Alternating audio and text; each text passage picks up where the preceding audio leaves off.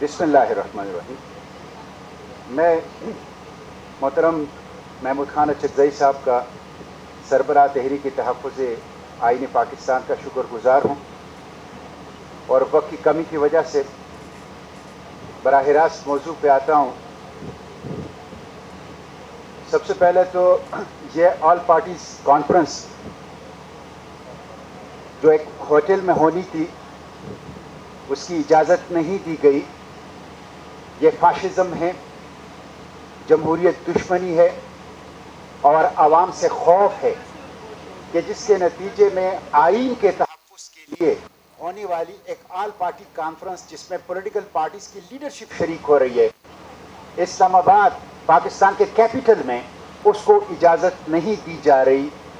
یہ فسطائیت اور فاشزم ہے جس کی میں مذمت کرتا ہوں اور یہ حکمرانوں کی خوف کی علامت ہے.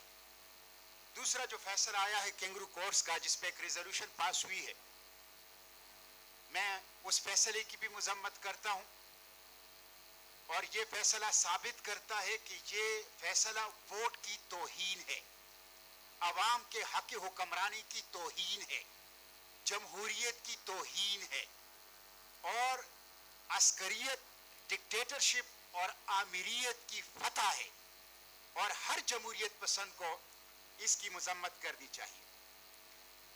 میں اس وقت جو صورتحال ہے اس کے اوپر زیادہ بات نہیں کروں گا، صرف اپنا درد 2-3 جملوں میں آپ لوگوں کے سامنے رکھنا چاہتا ہوں.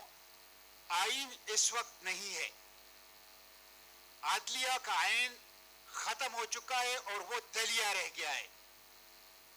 الیکشن کمیشن اس وقت آمیریت کی اور اسٹیبلشمنٹ کی لونڈی ہے.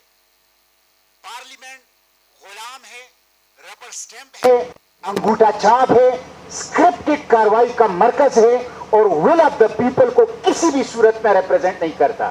جو جیت چکے ہیں وہ جیلوں میں ہیں، جو ہار چکے ہیں اسے پارلیمنٹ کے اندر لا کر بھر دیا گیا ہے. اس لیے اس کے ساتھ میڈیا کا گلا گھونٹ دیا گیا ہے. بدترین انداز سے میڈیا